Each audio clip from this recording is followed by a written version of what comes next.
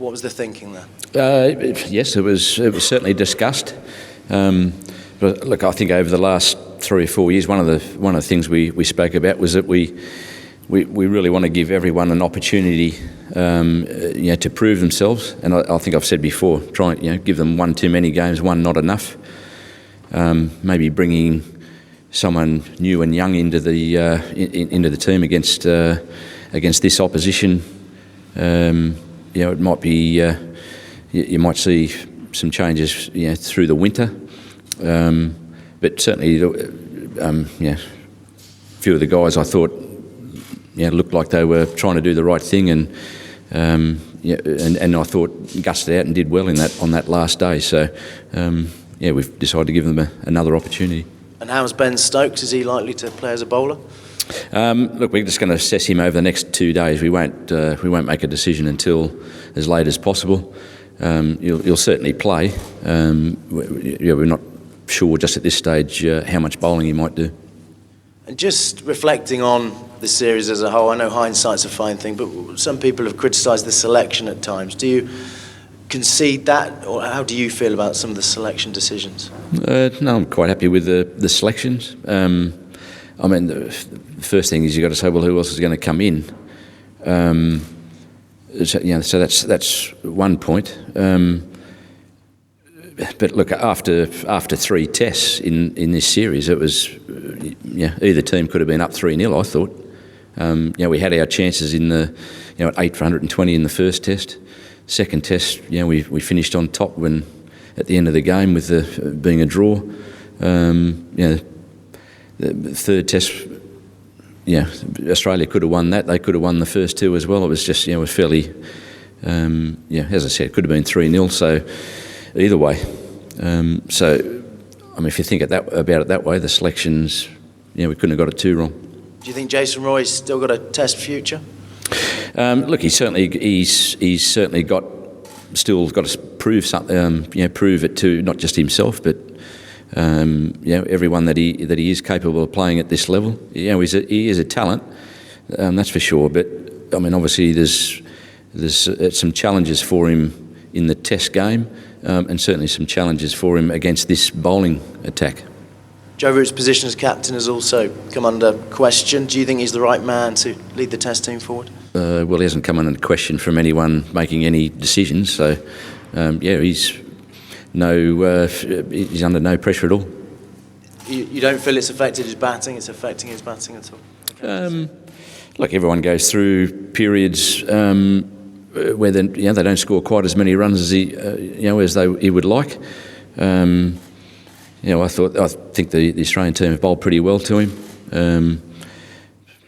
Let's just see how things go further down the line. But from my point of view, obviously he's our premier batter, and knowing the Australian way, they always try and target the opposition captain.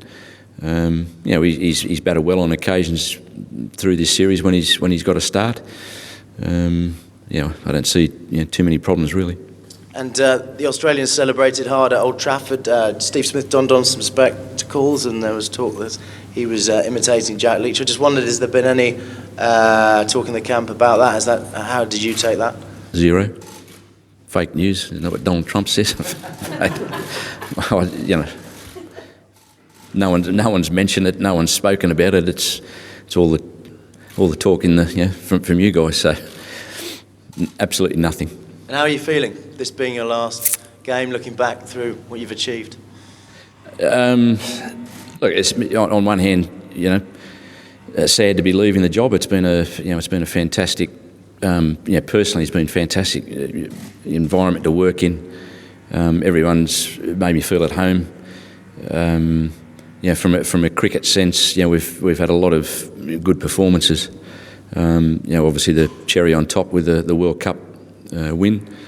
So, look, I am looking forward to getting home, but I think it's, I've never stayed anywhere more than 4 or 5 years, and it's time for someone else to come in and a new voice for the team. Trevor, a new voice or 2 new voices? Because that's obviously one very interesting talking point about. Is it possible for one person to do everything that all the formats and the travelling of cricket entails internationally these days? Yeah, look, I think it is. I think what you might find, if it is one guy, I think what you might find is that he actually gets a little bit more time away with some of the series, and some of the assistants we've got might, given responsibility to take a team. I mean, there's obviously talk about the English coaches and why they haven't got a 100 coaching position. But if some of those guys are given an opportunity to take the England team in the odd series, that gives the hierarchy an extra 2 or 3 guys to choose from eventually. So it gives them experience, and that at the same time will give whoever the number one guy is, just give him a little bit extra time to recover as well. I just wanted to ask you about this match. It's kind of a unique and bit of a strange situation in a way, and that we know the fate of the Ashes, and yet the series is still alive. How much of a motivation is 2-2, do you think, for the group of players? Have you noticed any fatigue? I mean, some fatigue would be inevitable, wouldn't it, with these players at mid-September? Look, I think, they would say not. I mean, they're young professional sportsmen. But I think in the long run, it has been a long, not just 6 months, but the last few years has just been very long and tough at times. Our team has actually, at one stage we were sort of going down the track of almost having 2 different teams. There was a few crossover. Just recently, we've got a number of guys that are in both teams now. Strangely enough, it's probably turned around. The Australian team have sort of gone that way, for this series, where in the past they've had the same bowlers, for example, in both teams. So that I'm sure there is I'm sure fatigue, is a small part of it. But from the match itself, I mean, we spoke about it after the last game that to get it back to 2-2. I mean, obviously, nowadays with the Test Championship, that means a lot as well. The boys would like to be competing in that final in a couple of years' time, and obviously, to draw a series and not lose one, I don't think you need any more motivation than that. Trevor, if you go back to the start of your tenure here, was it a time when they'd made a decision about the one-day game and a solid plan going forward with clear targets? Does losing the Ashes at home, or potentially the series as well, does that represent, do you think, as you leave, a chance to do that for Test cricket? I mean, look, when I first came over, I mean, I think the World Cup was fresh in people's minds, so that was, and England didn't play very well at that 15 World Cup. So I think that sort of got a little bit more publicity than in fact. When I spoke to Andrew Strauss, it was very much about both Test match cricket and white ball cricket. But the white ball side of things seemed to grow legs and became the most important thing. I mean, from my point of view, I'd like to think I'm a traditionalist and like the Test match game.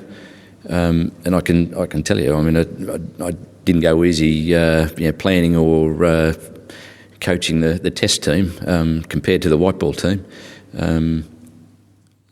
So, I mean, after this, look, I'm sure in most 4-year cycles with most countries, I think, would sit down and actually have a look at both white ball and Test cricket, where they're at and what they have to do to. I'm sure everyone's planning on winning the World Cup and the Test match championship. So.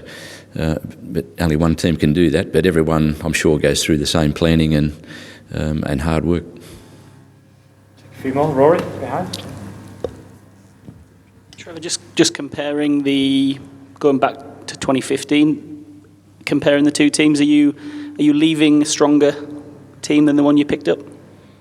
Well, it's certainly a different one. I mean, when you take out players of Alistair Cook's pedigree, who was in the team. Bell was in the team. I mean, we've missed Jimmy Anderson in this series, and it's no secret that we've been looking for not just those replacements, but 2 or 3 other positions in the team and guys to get up to speed in the Test arena. So I'd say it's still a work in in process. I think from a test win percentage point of view, I think we're slightly in front, win-loss ratio. But as I said, it's a work in progress. I mean, obviously the big improvement in the one-day game overshadows the work we've been trying to do with the test team. So when you compare the two, obviously the white ball team had the biggest improvements. You mentioned Andrew Strauss there, the man who employed you. He's had some good news overnight. Just a word for him. I don't read the papers, so. He's just become Sir Andrew Strauss. Oh, is he? Fantastic. Yeah. Services to selecting coaches. Yeah. Look, that's the first I've heard of it, so I don't know what to say. I mean, it doesn't often, you don't get that news in Australia too often, or at all now. But look, I thought the work he did, right through that period, when I first started the first couple of years, he really ran things, planning meetings. He didn't leave any stone unturned, and he really drove that new era, I suppose, with the white ball team. We certainly didn't leave out the Test cricket either. It was very much a focus as well. As I said before, I think it was just that the white ball team had the biggest improvements to make, and we made them. Any more? Finish with Josh.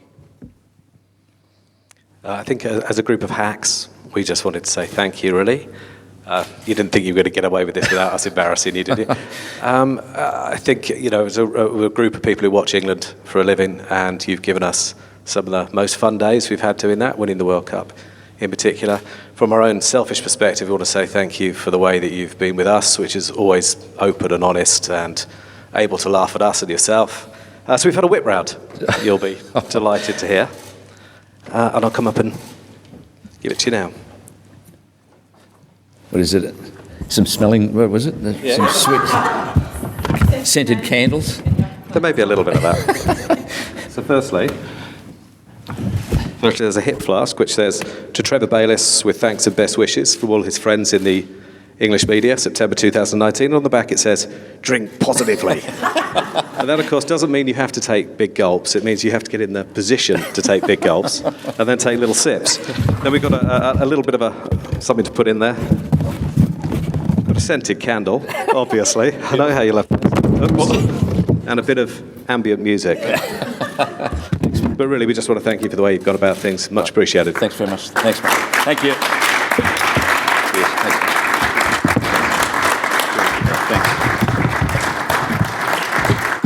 What do I say to that? Thanks very much. Look, I've really enjoyed the banter between myself and you guys. I set out at the start I wasn't going to change for anyone. I think I told everyone at the start I knew I was a bit rough around the edges, but try to have a bit of fun with everything as well. Enjoy this sort of side of things as well as enjoy the cricket. So I think we've done that as well. So thanks very much. Cheers. Thank